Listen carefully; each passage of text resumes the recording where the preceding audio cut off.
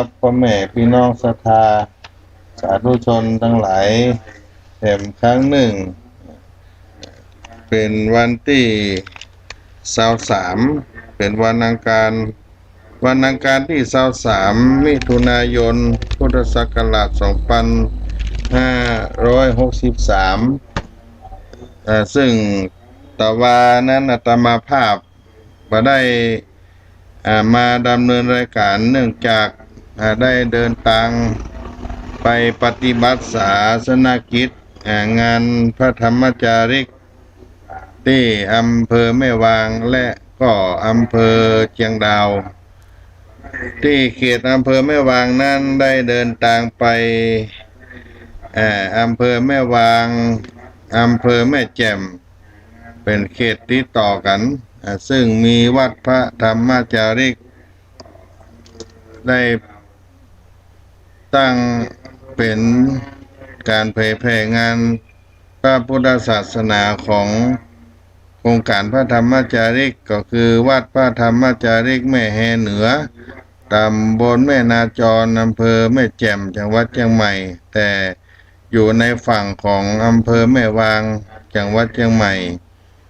ซึ่งวัดพระธรรมจาริกแห่งนี้เป็นหมู่บ้าน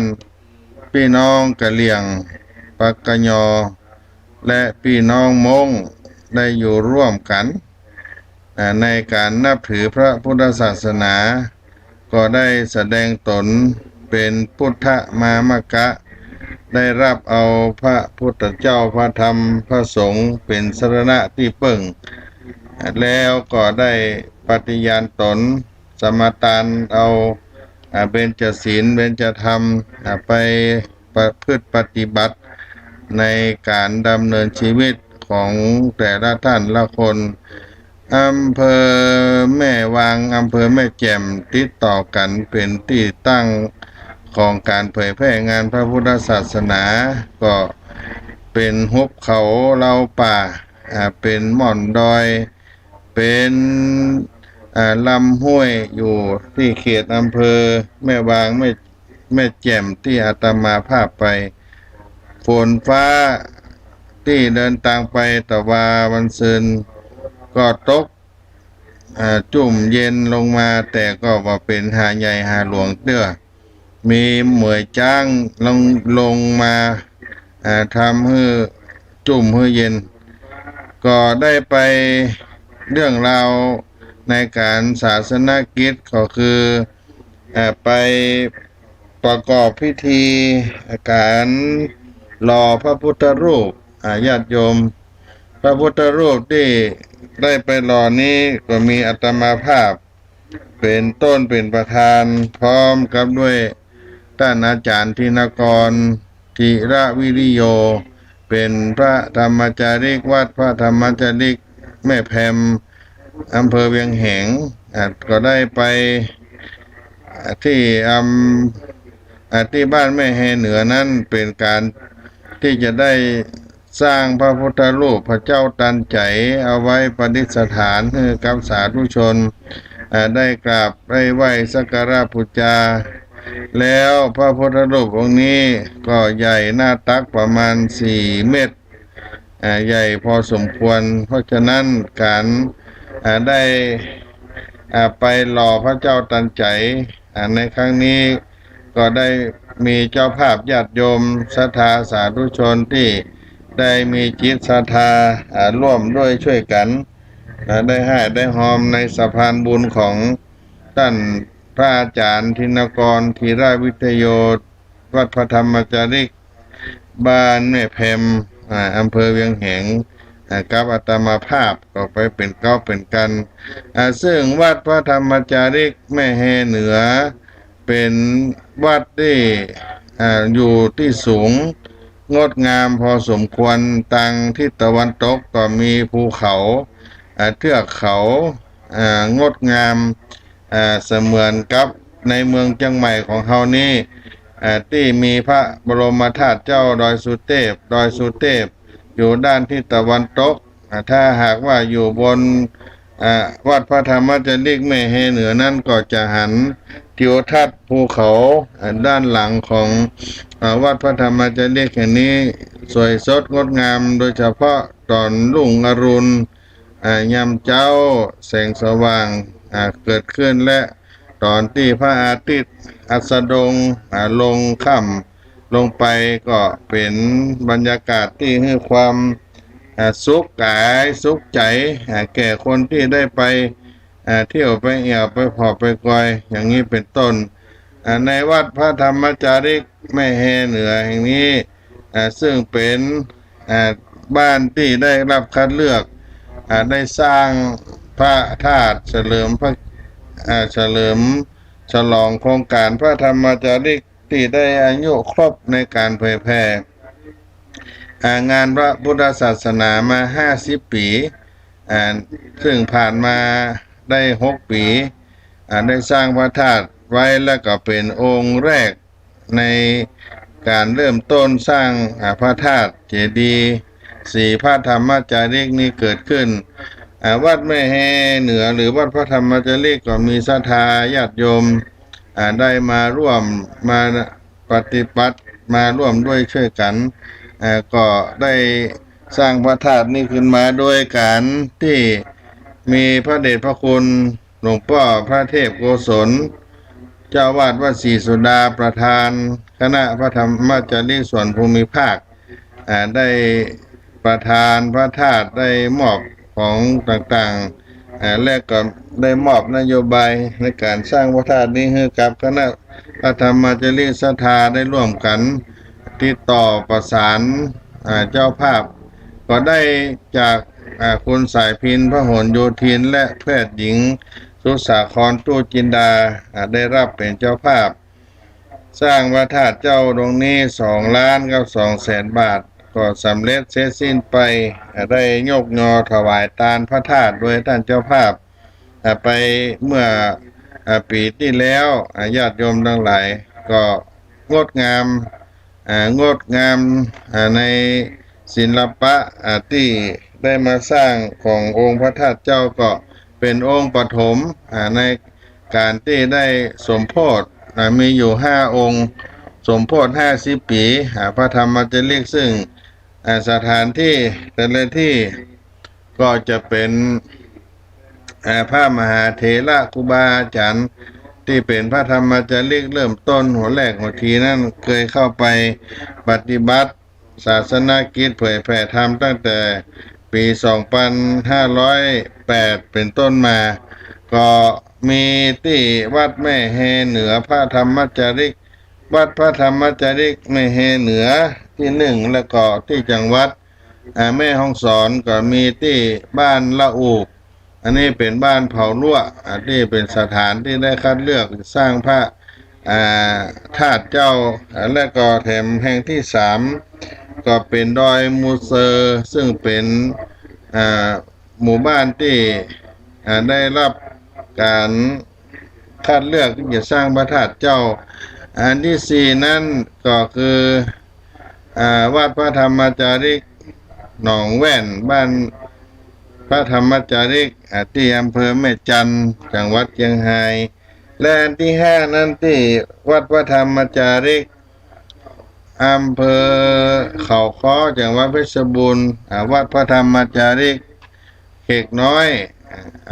ได้เป็นสถานที่ได้คัดในการสร้างรวมแล้วก็เป็น5 ที่ 5 แห่งถ้าสร้างสำเร็จ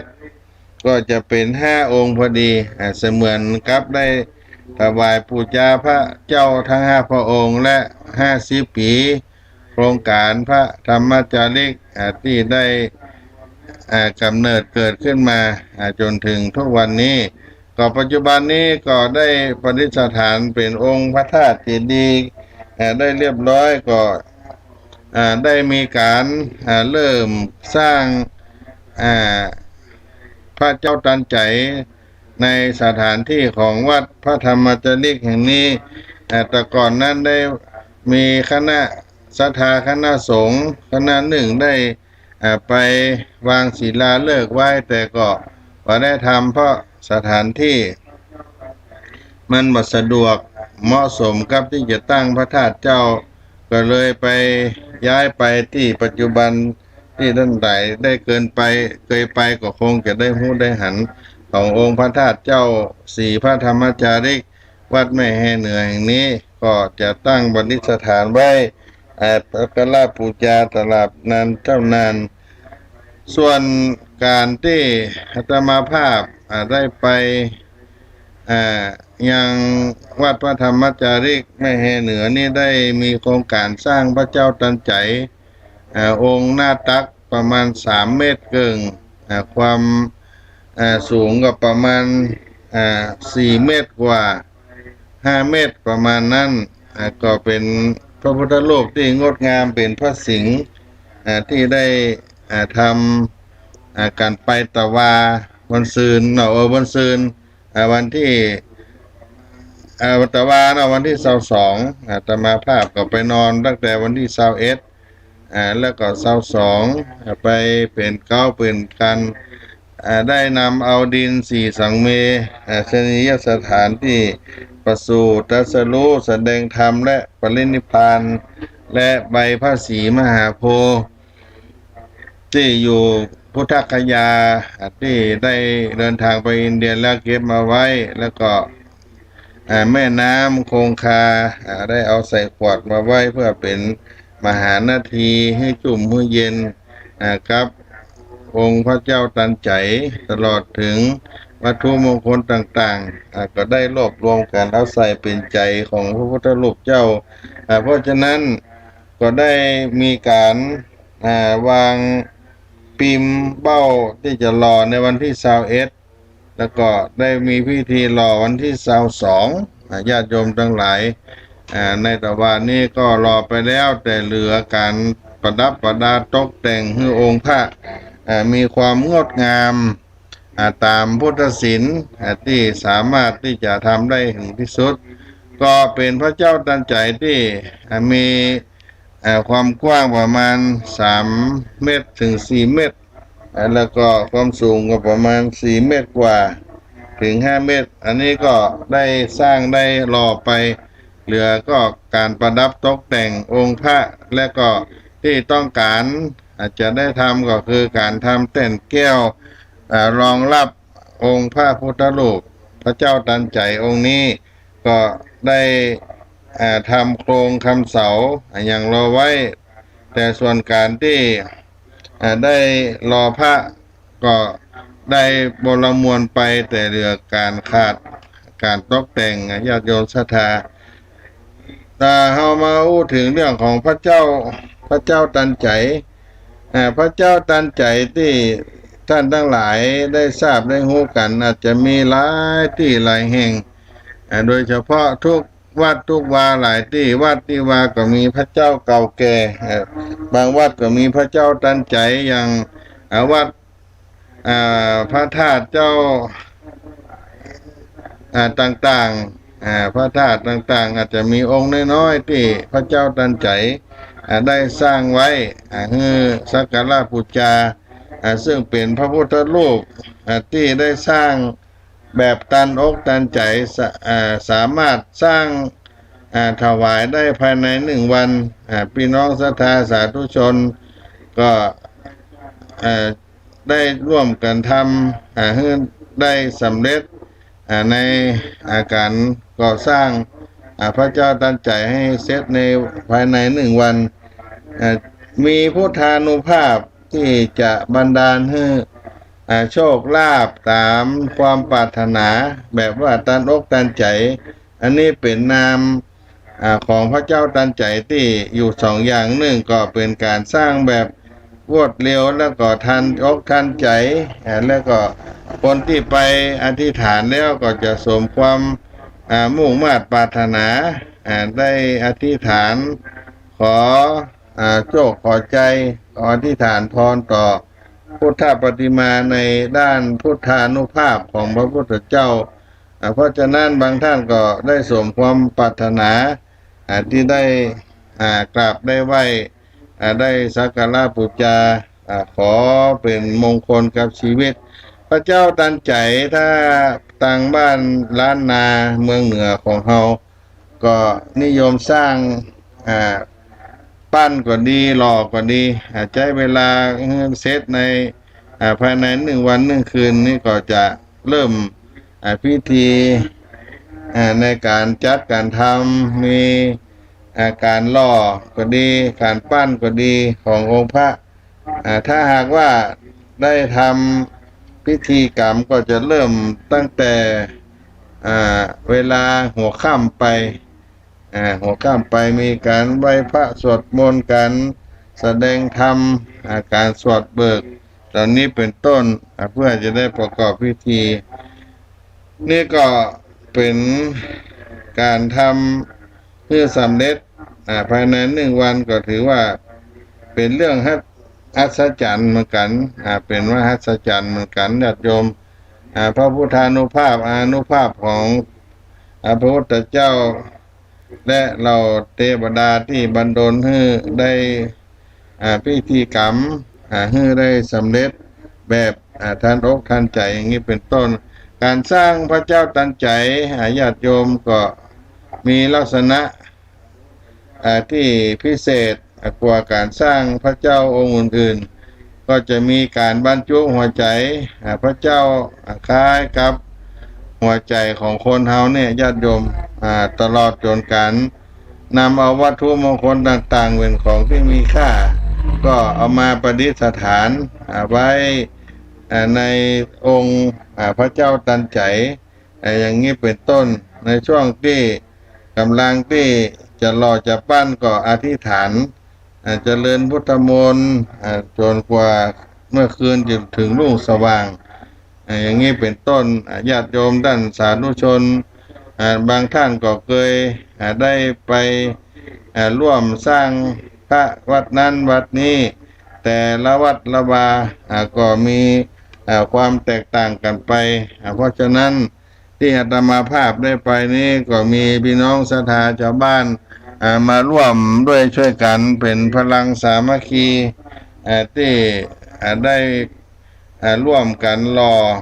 การตั้งปิมในบริเวณวัดพระธรรมจาริกของบ้านแม่เฮเหนือแห่งนี้ก็เป็นบุญกุศลที่ได้เกิดได้สร้างถ้าหากว่าคนที่ได้ร่วมบุญร่วมกุศลที่ดังกล่าวมาที่ว่าก็สามารถที่จะได้มีโอกาสได้สร้างบุญบารมีเช่นเดียวกันการสร้างพระพุทธรูปเจ้าศรัทธาญาติโยมทั้งหลายเฮาก็ถือว่าเป็นกรรมฐานอย่างหนึ่งเป็นพุทธานุสติกรรมฐานเป็นการระลึกถึงคุณของพระพุทธเจ้าไว้เป็น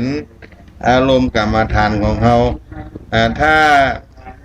เฮานั้นได้ลาโลกไปแล้วก็จะได้ประเกิดเป็นเทพเทวดาเป็นว่ามีรัศมีสว่างไสวเกิดขึ้นการพุทธานุภาพนี้ก็จึงมีอานิสงส์มีความที่